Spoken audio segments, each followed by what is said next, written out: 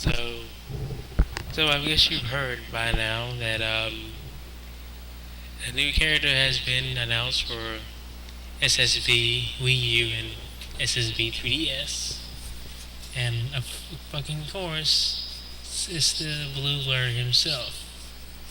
I, as a Sonic fan, am completely excited. I'm extremely excited about Sonic being being announced. He's re-entering the Smash Bros. Universe with a new style.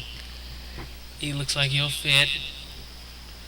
When in the trailer, most of his moves seem the same, but I'm pretty sure they'll add a few tweaks to him, like slowing him the fuck down. Seriously, he's good that he's the fastest character in the game, and arguably one of the fastest characters in the gaming industry, but slow him the fuck down. And, like, coupled with the very, very, very small stage, some of the very, very small stages in Super Smash Bros. Brawl, his speed is almost in a handicap. But that's what another rant. I'm not here to actually rant. I'm actually here just to talk and basically say, give you my opinion on Sonic being in Super Smash Bros. Wii U. It was, to me, it was inevitable. I mean, of course, he was going to be back in it because it wouldn't make any sense. Because, well, most people had their hopes well, most probably had their hopes down when they saw, like the the Wii Fit trainer and the the villager from Animal Crossing, like, be announced because they probably think, oh no, these are probably replacements for Snake and Sonic because they're two characters that were just announced. Well, three, counting Mega Man, which I say is probably the most badass thing that'll happen to this franchise, the Super Smash Bros. Franchise. It's like a video game. It's like a video game crossover come true, and you know seeing the Blue Bomber and the Blue Blur, sorry, actually teaming up again, if you want to count the Archie Sonic's World Collide thing. This is probably the second time that they've actually been together with each other, and that's actually a very cool thing that Sega and Capcom were willing to do. Maybe we'll get another World Collide thing with another franchise, because I really didn't expect them to actually, collaborate with Capcom and Mega Man. I'm talking here, but I'm on a tangent. Well, I just wanted to get him some Super Smash Bros. Wii U. I'm really excited. I plan on getting a Wii U later on this year. I'm gonna get a lot of games for it. I'm probably gonna get it around the time of Sonic Lost World. So that's kind of the reason why I want the thing, because you know. And anyways, on to the second topic, character recommendations. Now, when it comes to a game like this, a crossover game, there's always going to be those people who go out of their way to make videos about what characters they want to be in that crossover, and well, because Nintendo's willing to, tell any characters, hey, we're gonna have this big ass tournament where you can beat the shit out of each other. You want to join in, Mega Man? Sure. What about you, Sonic? Okay. What about you, Snake? Okay. There's all sorts of people you want to come in to. So, I'm here to give my thoughts on what characters I would recommend, I don't know if they're technically going to be in the game, but that I probably would love to see in the game. First character is pretty obvious. Simon Belmont. Come on, I can even write out the move set of what he would kind of be like. He's a character that looked like he would fit. In playing the old classic games, he would fit completely in the Smash Bros. Franchise. And especially with you guys taking old franchises and basically rebirthing them. Making them new. Icarus. Fire Emblem, even though Fire Emblem isn't technically that old. But you get the idea. But like those games, those characters regained their popularity after they were in Smash Brothers because people were saying, "Hey, we want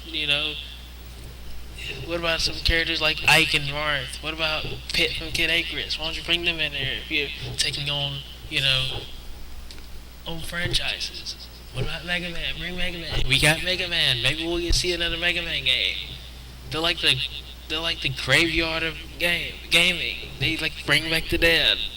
And I'm not saying Mega Man is basically dead. Well, since Inafune, the creator of Mega Man, left Capcom, maybe technically he is. But if you saw my Mighty Number Nine rant, you would see that I don't think I was clear, but I talked about how they weren't really treating Mega Man with that much respect because they were, canceling his games left and right. And to be honest, no developer wants to cancel games because that's time and money off of them, and that's also a big name game that fans want that's just gone. That big name game that you wanted, Mega Man Legends, everybody's happy about it, canceled. Like, oh, come on, you guys anticipated. Got artwork, you even got a fucking demo up, you canceled the game. But the second character would be, if you saw the Black Nerd's kind of video on the same subject, he said Pac-Man. And some people were kind of saying, Pac-Man wouldn't work, but thinking about it, he kind of would. Going back to my home retro gaming icons, he's an icon to gaming. Like, Mario's Mr. Video Games, but Pac-Man's like, I would say a good friend of Mario. He would be a good friend of Mario because, Pac-Man's one of the games that define gaming in general. You don't even know you don't even have to know gaming to know who Pac-Man is. The same way with Mario. Because they're iconic. You know them from a glance. And because Pac-Man's such an easy pick up and play game, here are some ghosts, avoid them. Here are some pellets, eat them. Go on to the next level. It's such a pick up and play game that you don't even really have to be a gamer to experience it or beat the first level or something like that, even though the game gets criminally and difficult after a while, but that's for another day too. And, well, I guess that's kind of it. Unless I have another character I want to pull out of my ass. Which I really, don't. Oh, another one would be, Crash Bandicoot.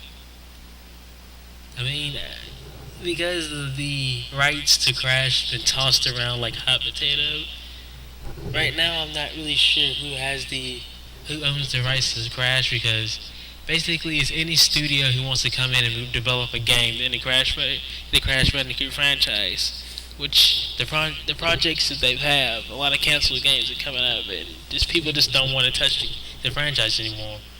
So, you're not making a game, you're just taking a character using it as intellectual property. So, Crash Bandicoot, he could be a character that can join the Smash Bros. Franchise, especially when PlayStation All-Stars just probably didn't want Crash to be in the game, I guess. So, Crash Bandicoot, I love Crash games. They're a part of my childhood, just like Spyro. Yes, I said it right, Spyro. And Crash Bandicoot. If you get Crash Bandicoot, I guess, and or Spyro. There we go. I don't think I've seen him in PlayStation All Star. Did you? Did you? Huh? Did you see him in PlayStation All Stars? Thought so. I didn't see him in PlayStation All Stars. You could. There you go. There's another franchise character right there. Franchise doesn't have to be that popular. It could just be a franchise character. There you go, two characters, Spyro and Crash Bandicoot. Look at that. They're basically like brother and sister right there. Well, brother and brother, not because one of them, but they're both, males. But you get the point. So, anyways, in the comments, if anybody is willing to stop by and give you their 2 cents on this. Tell me what you think about Sonic being in the Smash Brothers, the new Smash Brothers game. This gonna upcoming Smash Brothers game, and tell me what characters you would like to see in there. Doesn't matter who it is. I mean, just any character. It could be a franchise character. Hell, it could even be a character from another from one that same franchise who has that character already in the game, like Shadow, for example. You know, they could be assist trophies or just playable characters, whoever you want to be in the um, game. So, like, comment, subscribe. I'm Grand Metro Circus, and I've talked about another subject.